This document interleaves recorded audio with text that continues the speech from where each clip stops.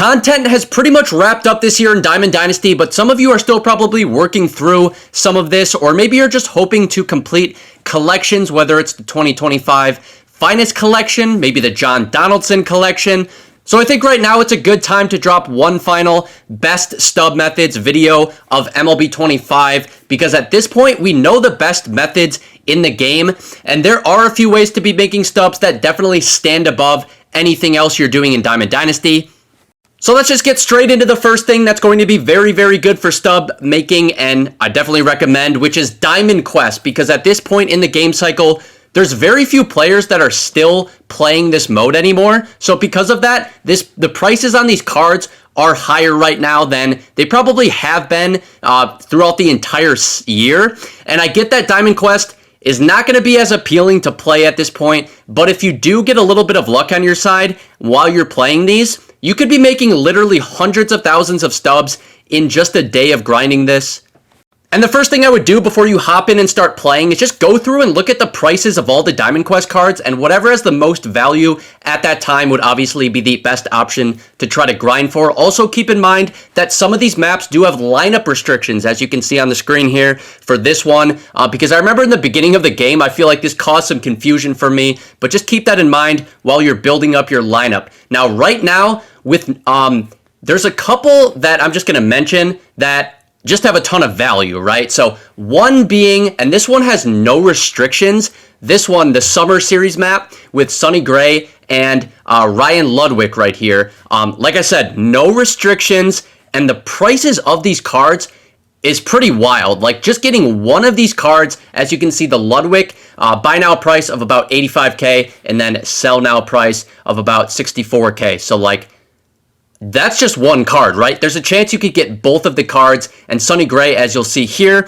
is going for about the same as what Ludwig is. So if you get both of these cards, like you could be making over 150,000 stubs just off of those two cards, plus you're getting some other rewards, as you're completing these maps and finding some of the, discovering some of the squares on the map, basically, right? Another good one, this one does have restrictions, and the Don Sutton, Troy Gloss one, especially Troy Gloss, holding just a ton of value right now. The first one, though, being Don Sutton, a little bit less than the cards we just looked at, and definitely less than Troy Gloss, who I will show you in just a second, but still holding at like 50K. But Troy Gloss, even if you just get him, like, look at the price of this guy's card. It is crazy.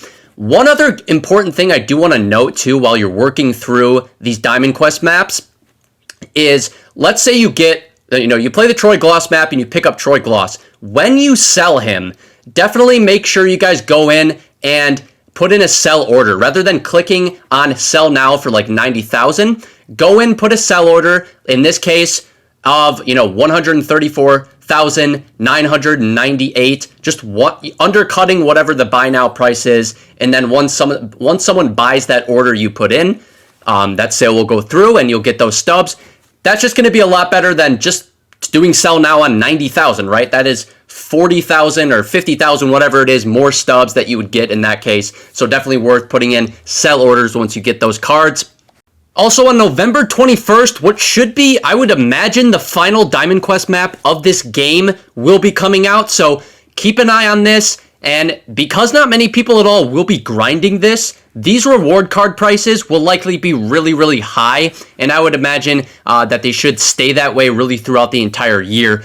So once that's out, that's just one more thing to look into for grinding. But the next thing I do want to cover that is going to be extremely good for grinding stubs, and that is in mini seasons. And there's two seasons in particular that I think are the best to grind, that will give you the most amount of stubs possible. So I will go over exactly what I would do, and I will also say if you have any program missions left to finish up, whether it's Team Affinity or other programs, using this mini seasons grind to finish those up is going to be super easy to do. But basically in the Run It Back mini season, the big thing here is that most of these rewards are repeatable, right? So there's no cap for how many times you can complete these goals and pick up these really, really good rewards. Now, the best way to be finishing these goals is only playing the home games. So for your away games, you can go into them, just quit out, but focus on those home games because you can choose your custom stadium. And here is probably the best one to play at in the game where you can basically just hit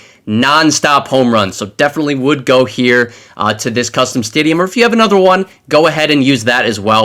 So as you're grinding, you also need to know exactly what each of these goals you want to try to complete are before you hop into a game, and make sure to track these while you're in the game, because if you complete a goal mid-game, these will need to reset and you won't be able to restart those goals until you hop into another game. That's really important.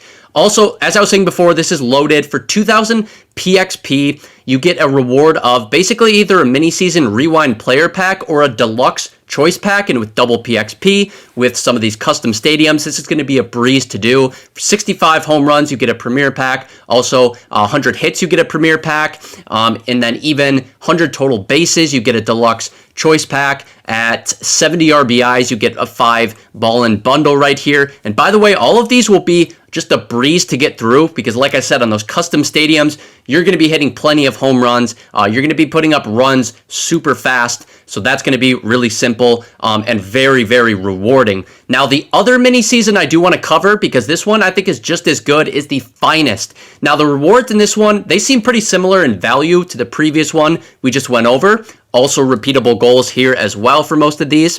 And I think it's smart to split up your lineup between 2025 Finest players and then Finest players, because as you can see, there's 2 separate rewards with premier packs for each of those. That's kind of how I approached it while I was grinding this. You can be completing them both at the same time. And then there's 100 hits here for a diamond player of 88 plus live series card, and then a chase pack player at 75 home runs. And I actually think this is just a chase pack rather than a guaranteed chase pack player, because I've done this a number of times and I'm usually pull those lower overall diamond cards near quick sell price. So just something to consider when you're deciding which of these mini seasons you want to play. But basically the same process as the other one, where I would just play the home games on custom stadiums, hit a ton of home runs, and you can go into the away games, quit out of them, and then, when they come up on your schedule. But again, very rewarding, just kind of up to you which one you think has the most value. You can give both a try and kind of see, but both are going to be super, super rewarding. And yes, this grind is definitely a mindless grind, right? So I would, have some movie or show on or a game on as you play this. Otherwise, could get pretty boring.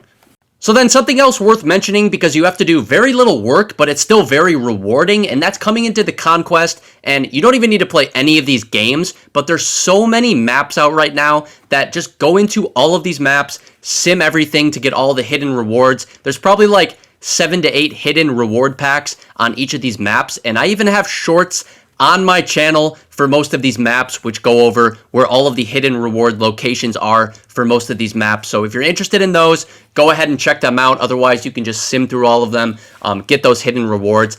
Tons of packs. I mean, we have probably, 30 plus Conquest maps up to this point. Maybe not more than that, but about maybe 25, 30 maps, whatever it is. We got a ton of free rewards in there sitting for you if you have not completed that yet.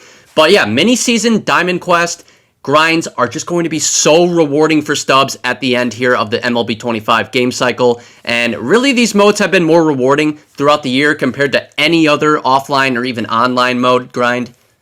So definitely go ahead, give the mini seasons, give the Diamond Quest and everything else a try. And it won't take super long before you guys are earning tons and tons of Stubs to help you finish out any of the collections that you still need to get done. But really, that's it for the video. I hope this could be a little bit of help for some of you. And if any of you guys have questions, go ahead and drop those down in the comment section. But thank you guys for watching. We'll see you guys in the next video.